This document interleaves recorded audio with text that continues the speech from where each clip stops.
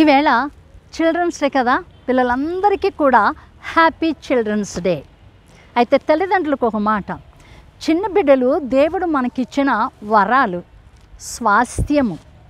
So దేవుడు మనల్ని ఆశీర్వదించి వారిని మనకొక గొప్ప బహుమానంగా, స్వాస్థ్యంగా దేవుడు మనకు ఆ బిడ్డల్ని ఇచ్చి ఉన్నారు.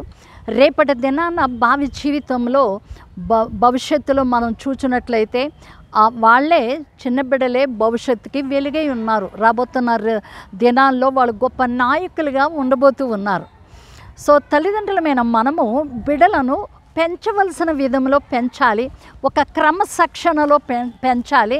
వాడిని పెంచేటప్పుడు వాని భవిష్యత్తుని మనం చూడాలి. అంటే ఈరోజు చాలా చిన్న పిల్లలే, కానీ రేపు గొప్ప నాయకులుగా ఉండబోతూ ఉన్నారు, దేశానికి ఆశీర్వాదకరంగా ఉండబోతూ ఉన్నారు, సమాజానికి తల్లిదండ్రులకు ఎంతో సంతోషాన్ని ఇచ్చే బిడలగా ఉంటూ ఉన్నారు. కాబట్టి వారిని జాగ్రత్తగా క్రమశిక్షణలో దైవికమైన భక్తితో వారిని పెంచవలసిన బాధ్యత తల్లిదండ్రులమైన మన మీదే ఉంది. అలాగే చిన్న బిడ్డలారా, మీరు దేవుని దృష్టిలో గొప్ప విలువైన వారు, చాలా అమూల్యమైన వారు. మీరంటే ఆయనకి ఎంతో ఇష్టం.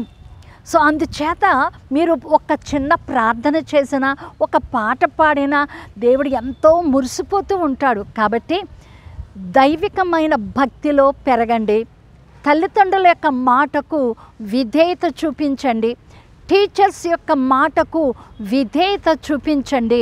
ఎందుకంటే దేవుడు మిమ్మల్ని అమ్మ గర్భములో పెట్టినప్పుడే మీ కొరకు ఒక గొప్ప ప్రణాళిక ఆయన వేసి ఉన్నారు.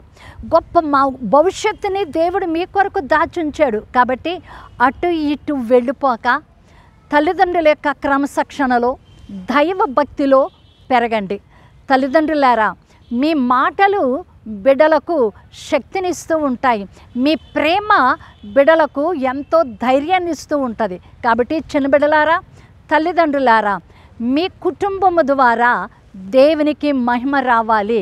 అందుచేత తల్లిదండ్రులు చక్కగా ప్రార్థన పూర్వకంగా సమూయేలు తల్లి ఏ విధంగా పెంచి దేశానికి ఒక ఉన్నతమైన స్థాయిలోనికి తీసుకుని వచ్చిందో, అలాగే బిడ్డలారా మీరు కూడా దేవుని యందు భయము భక్తి కలిగి ఉన్నట్లయితే యోసేపు వలె, షడ్రకు మేషకు అబేద్నెగో దానియేలు వలె పరాయి దేశంలో ఉన్నతమైన స్థాయిలో మీరు ఉంటారు.